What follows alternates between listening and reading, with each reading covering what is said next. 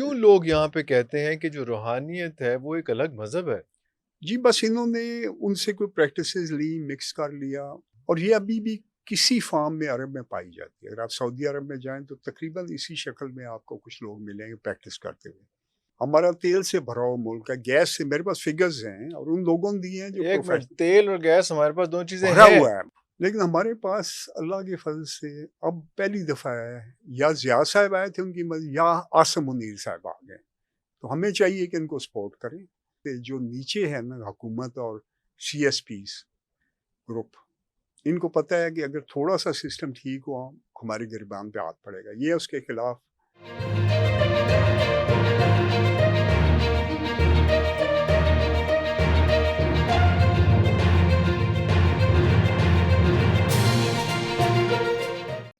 شروع اللہ کے 99 بابرکت ناموں کے ساتھ، جن ناموں کے ساتھ زمین اور آسمان کی کوئی شے بھی نقصان نہیں پہنچا سکتی، اور وہی تو ہے جو سب سے بہتر سننے اور جاننے والا ہے۔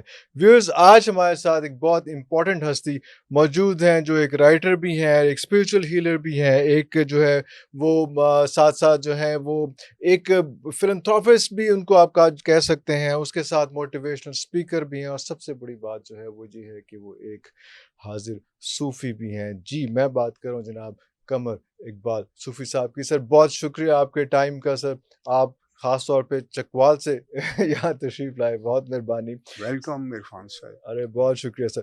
سر، یہ صوفیزم ایک بڑی عجیب سی ٹرم یہاں پہ ہو گئی۔ جب ہم جین زی کی بات کر رہے ہیں، نئی جنریشن کی بات کرتے ہیں، تو وہ کچھ سمجھنے سے کچھ قاصر سی ہے، کچھ کنفیوز سی ہے۔ آپ اس کو کیسے ڈیفائن کریں گے؟ دیکھیے، اللہ تک پہنچنے کے راستے لوگوں نے ڈھونڈے، اس میں مہاتما بدھ کی سٹوری سب کو پتہ ہے۔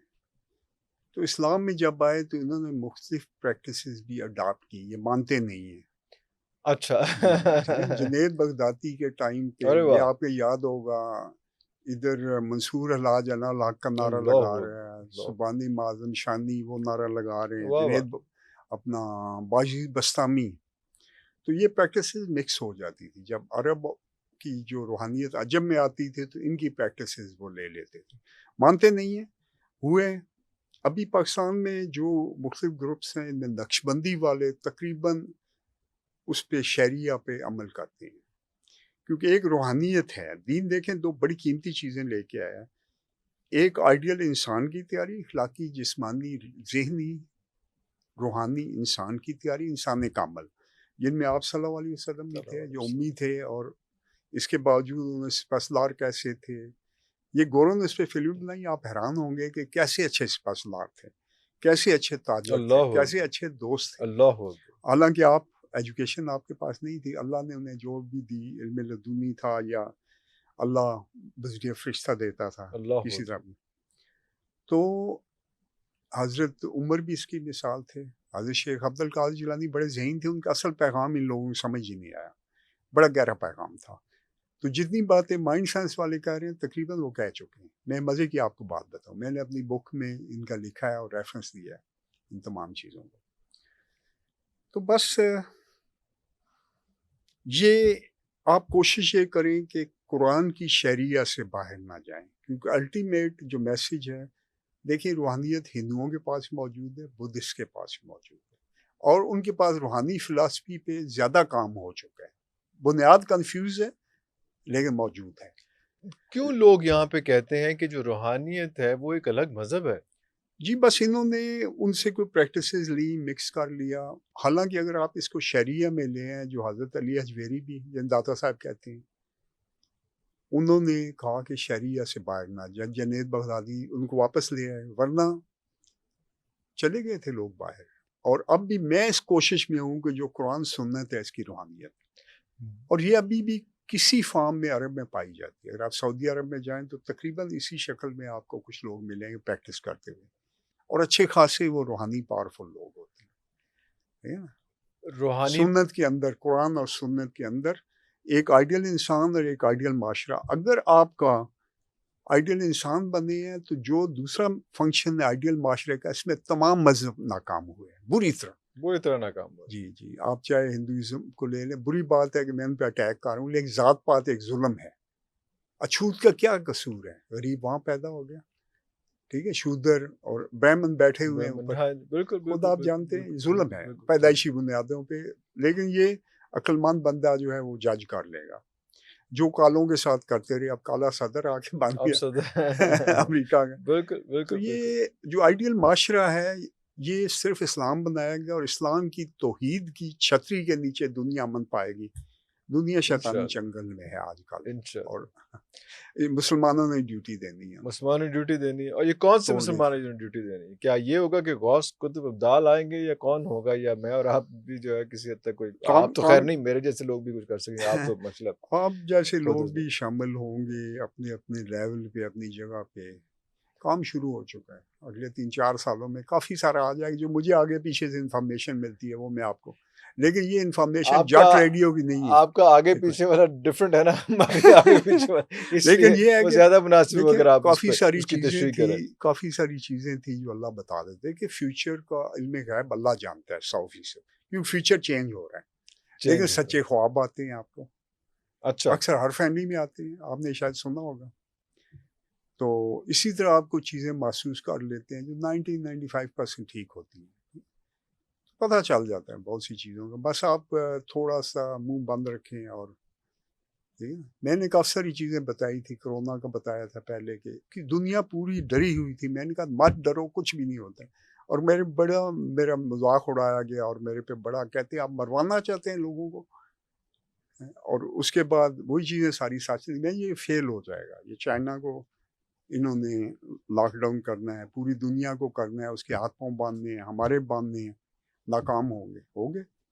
اسی طرح عمران نیازی کی حکومت ٹوٹنے کا بتایا تھا. اسی طرح میں نے بہت سی اور چیزیں بتائی ہیں. 1990 پاکستان کی ترقی کا میں پچھلے کوئی 10 سالوں سے بتا رہا ہوں، اور مجھے کوئی ڈاؤٹ نہیں تھا. اب ٹائم آ گیا، میرے خیال میں ٹیک آف کر چکا ہے. لوگ مایوس ہیں، میں مایوس نہیں ہوں، مجھے لائٹ نظر آ رہی ہے سامنے. وہ جو کہا جاتا ہے کہ light at the end of the tunnel, تو اور ساتھ کہا جاتا ہے کہ پتہ نہیں وہاں سے ٹرین آ رہی ہے، اس کی لائٹ تو نہیں ہے. تو یہ جو light and of the tunnel ہے، اس پہ ہم کہاں پہنچ رہے ہیں؟ کتنا قریب پہنچ چکے ہوئے ہیں؟ ابھی ہم 2025 آلموسٹ اینڈ یہ ہونے کو ہے. ختم ہو رہا ہے، اور آپ یہ سمجھ لیں کہ 26 کے آپ واضح اس میں کافی ساری تبدیلیاں، پازیٹیو چینجز دیکھیں گے. پاکستان کی جی ابھی الجھایا جا رہا ہے. دیکھیں سچی بات میں آپ کو بتاؤں کہ ہمارے ساتھ 42 سال جو وہ ہوتا رہا پولیٹیکلی، چلے میں کوئی پولیٹیشین نہیں ہوں، لیکن ورلڈ اکانومی، ورلڈ پولیٹکس کو چڑھ کے میں نے پڑھا کہ کیا ہو رہا ہے. ہمارا تیل سے بھرا ہوا ملک ہے، گیس سے، میرے پاس فگرز ہیں اور ان لوگوں نے دیے ہیں جو ایک منٹ، تیل اور گیس ہمارے پاس دو چیزیں بھرا ہیں. ہوا ہے. اور آپ کے پاس سونا جو ہے وہ $25 ٹریلین آج تو 30 کا ہوگا. میں وہ فگر نہیں دے رہا ہوں جو فگر آپ کو، میرے پاس ایویڈنس ہیں کہ یہ چیزیں مختلف شکلوں میں آئیں.